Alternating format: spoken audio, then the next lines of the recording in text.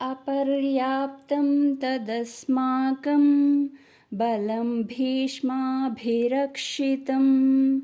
పర్యాప్తం త్విదమేతేషాం బలం భీమాభిరక్షితం. భావము: భీష్మ పితామహునిచే సురక్షితమై అపరిమితముగానున్న మన సైన్యము అజేయమైనది. భీమునిచే రక్షింపబడుచు పరిమితముగానున్న ఈ పాండవ సైన్యమును జయించుట సులభము అని దుర్యోధనుడు పలికినట్టు సంజయుడు ధృతరాష్ట్రునితో పలికెను.